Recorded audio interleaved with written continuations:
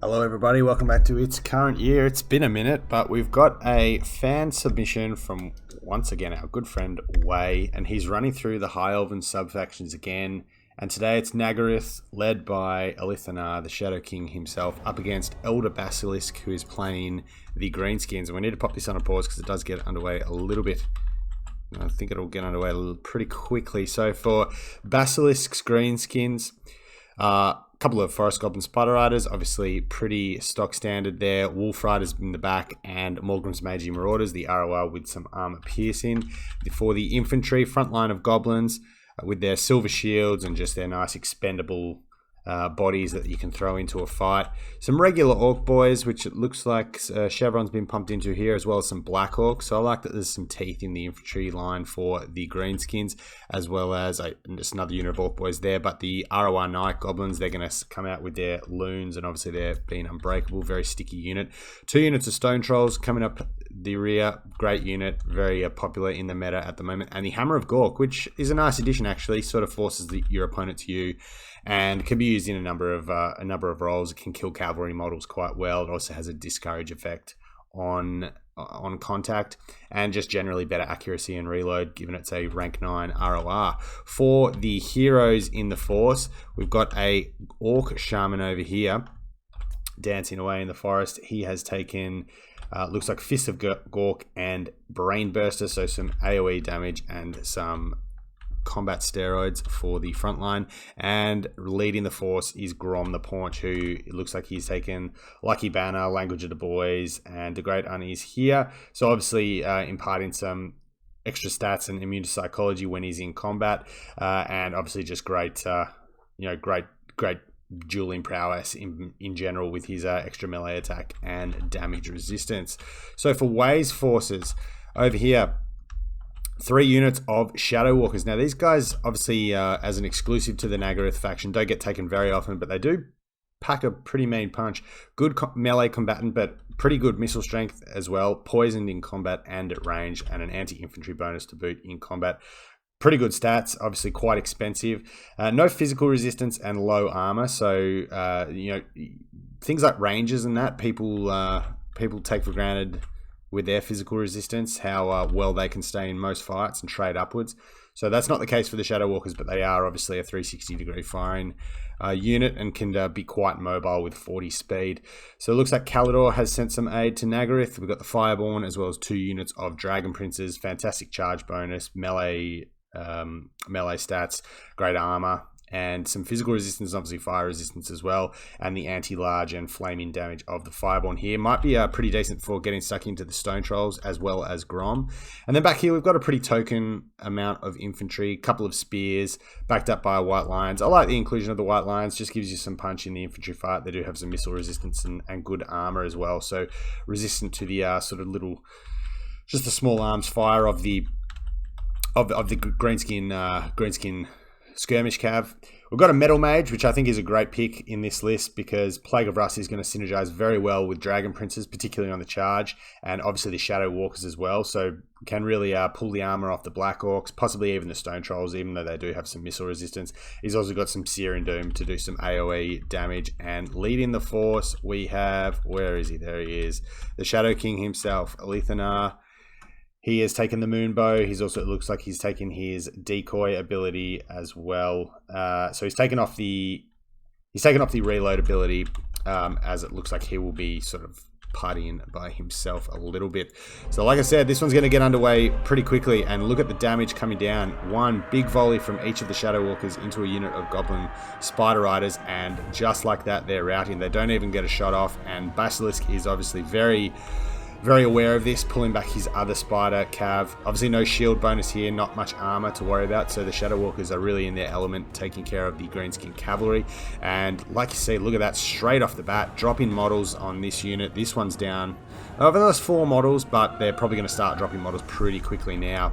Probably wants to switch the fire onto the Morgrim's Magi Marauders pretty quickly, and that's an great bit of target priority there from Waaaagh, as they are really the one unit here that from range can put a bit of hurt into the Dragonborn and obviously the Dragon Princes as well. But look at the damage going down from the Shadow Walkers, massive straight off the bat. 24 models left on that unit, and the Dragon Princes now can do a little bit of cycle charging. A nice Brain Burster going down. It's going to get a little bit of splash damage onto the Shadow Walkers here, but yeah, on the charge, I mean, Goblins, they do carry spears. They don't have a charge bonus or any anti-large, so yeah, Dragon Princes pretty much having their pick of the engagements here. Like I said, Plague of Rust going down on the Stone Trolls. There's a lot of moving targets here, but down to 10 armor and taking a little bit of HP damage. Not going to lose models really quick, but just nice to get some work into them early and see if you can tank their leadership as much as anything.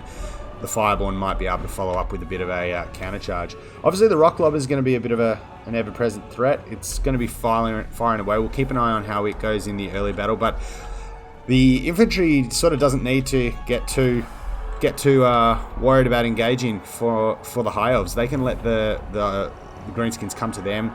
Grom's going to get a little bit overextended here, and the Fireborn putting a bit of damage into the Night Goblins. Needs to make sure to maybe use the Fanatics here. Would be a very good cast. They can really wreck heavy cav units, and I think Waaaagh, now realizing that might be the case, is going to pull out of that fight. But Grom is really going hard for Untitled here, and he's going to run the risk of getting blocked up by the mass of the Dragon Princes as the Stone Trolls are coming through here to try and relieve them. White Lions will do a fair bit of damage to Stone Trolls. They don't have great melee defense, and yeah, the mass of the Dragon Princes here, as well as the poison probably of the Shadow Walkers. We'll see. Yeah, the Fireborn, I think, realize now that they have a pretty good target here in Grom. It may come at the expense of one unit of Shadow Walkers, which is very beaten up and likely to rout here. These Dragon Princes are going to run away from just the tide of Greenskins here. They are poisoned, but the Trolls and the Orc Boys still won't catch them. And here comes some Fanatics. A nice cast going down. It's probably going to take a few Fireborn models with him, but Grom is in a world of trouble here.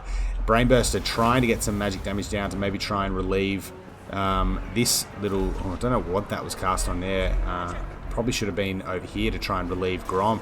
And look at the damage going into Grom. He's, oh my gosh, sub 1k routed. I think he's done for at this point. The Fireborn are going to stick on him, and he just shatters straight up.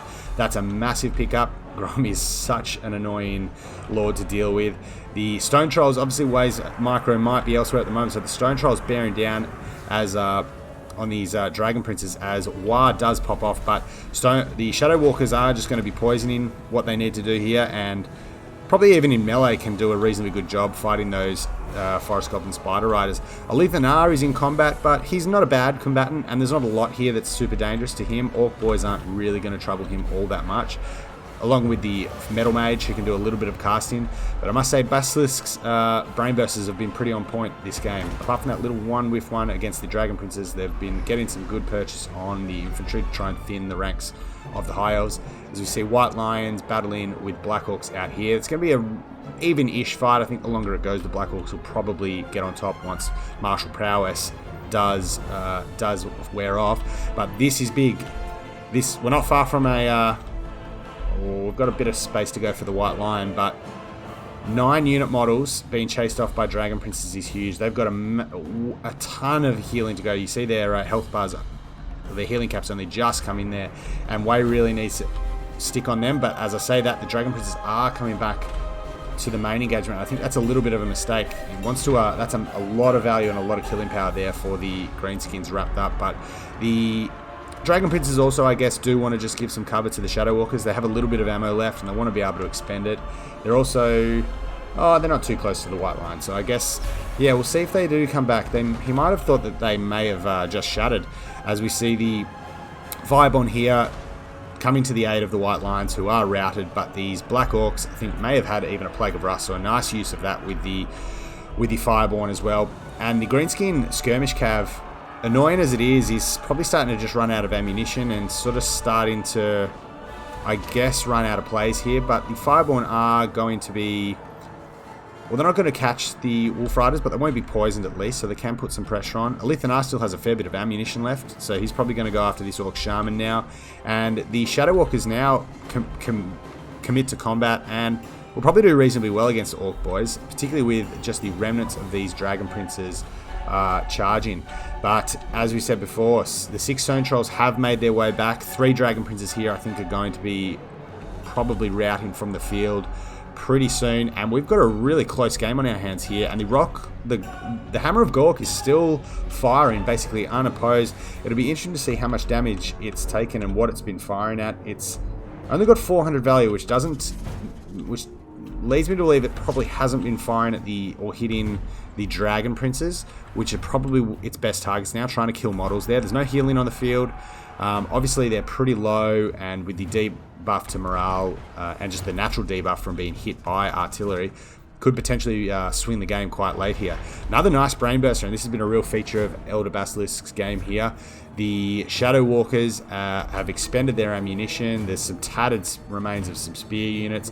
The Metal Mage is pretty much on its last legs, and the Clone Wars over here taking part between the Orc Shaman and Elithanar. I do think this is the decoy, so Elithanar here is going to line up some point-blank shots into the back of the Orc Shaman.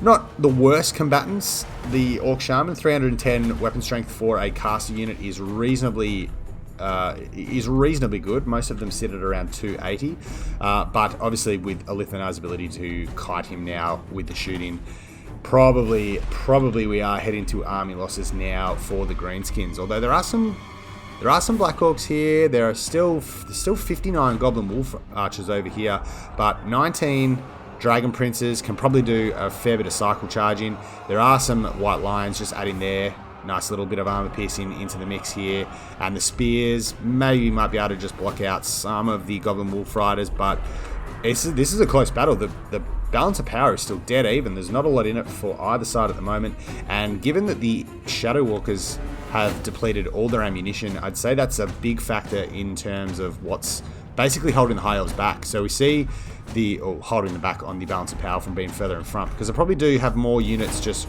raw on the field at the moment, but the Fireborn and the Metal Mage are going to send the Hammer of Gork from the field, and that's probably going to tip the balance of power in the High Elves' favour, because there is a reasonable amount of ammunition here, and we do see, with the Hammer of Gork going down, a number of High Elven units rallying, but everything is super tattered. The Goblin Wolf Rider Archers here, they're being pulled back probably just for one more little cycle charge. Orc boys are going to pad the front line, and then the Wolf Riders are going to try and see if they can maybe get some routes here. But the Shadow Walkers as well, obviously very decent leadership on the Shadow Walkers as well, and Goblin Wolf Riders, and I think that might be the game. The Orc Shaman has broken, but the balance of power is, what's on the balance of power? Oh, here it is. 7 Stone Trolls, but yeah, I think what's going to happen here, Elithanar does count as an artillery unit, so I think when they take a single shot from here, you'll see their morale basically tank, and there you go, -2, they'll break and shatter due to the moon bow, which is basically a bolt thrower in the source material, causing them to get a little bit scared and run from the field. But that was a ding-dong fight. Nagarythe has won the day with no short amount of work also done by Kalidor in this replay. But yeah, Waaaagh once again using the High Elven sub-factions to good effect against Elder Basilisk. Elder Basilisk is a player I've come up against a few times on the Quick Battle ladder. Very good player. And just a really close game. Really great scrap. So we'll go through the list here. Elithanar still had a bit of ammo left on him, actually. I'm not sure what he used the moonbow charges on, but he was able to plink away at the Shaman, probably able to get some shots into the Stone Trolls and help. Obviously, as I said there, counting as an artillery piece, it does imbue a leadership debuff when you are struck by their ammunition, which we did see at the end there, but no doubt probably also got another couple of shots into the Stone Trolls to help them rout initially. Spear Wall's obviously just there to pad a bit of HP pad in and just basically give you a bit of a buffer to cycle charge your cav through. But I think the White Lions did some decent work, got some damage into the Black Orcs, but the Shadow Walkers really being able to use all their ammunition is, the best way to get value out of units like these. But they did a bit of work in combat as well, and were quite annoying in the end there, holding in the fight with a decent amount of leadership. But the Dragon Prince play was really nice here. We saw a couple of uses of Plague of Rust. One with the Fireborn, who charged into the Black Orcs and helped break them off. I think we saw another Plague of Rust onto a unit of Stone Trolls. So the Shadow Walkers really could find their mark there. But the Greenskin Skirmish Cav, I'm interested to see what they've accrued here, because they were just really, really screened well by the Shadow Walkers and still getting their decent amount of value as they want to do. But just the early damage, and I think the fact that 200, not even 200 damage value on Morgrim's Magic Marauders, with their armor piercing maybe being a factor against the Dragon Prince, that was a nice early pickup. But just the raw DPS on these guys, really impressive. I like the inclusion of the Hammer of Gork. I don't know what it was targeting, but could have potentially been used better. But it's a nice piece to bring your opponent to them. And the Stone Trolls here, unfortunately, just got dealt with really well. Still a great unit, probably got a little bit isolated. And Grom definitely got, well, he's still got pretty decent value, but did get very isolated. And between the mass of the Dragon Princes and the fire damage of the Fireborn, and probably just being poisoned as well and not being allowed to get out, was taken down quite swiftly by the High Elves on this occasion. So the Orc boys, bit of value there on the Orc boys. So they're a pretty solid infantry unit, good HP pool and decent stats for sort of a low tier at their cost infantry unit. And I think we did see one very nice Fanatic cast on the 8-peak Looney. So they're probably one of the best RORs in the game, all things considered at the moment. But Black Orcs, I mean, I like this list. It's pretty standard. The Trolls are pretty strong in the meta at the moment, and obviously the Greenskin Skirmish Cav is obviously a feature of their game. So I don't think, aside from maybe that little misplay with Grom, not a great deal I'd change about this list. I think it works well into High Elves.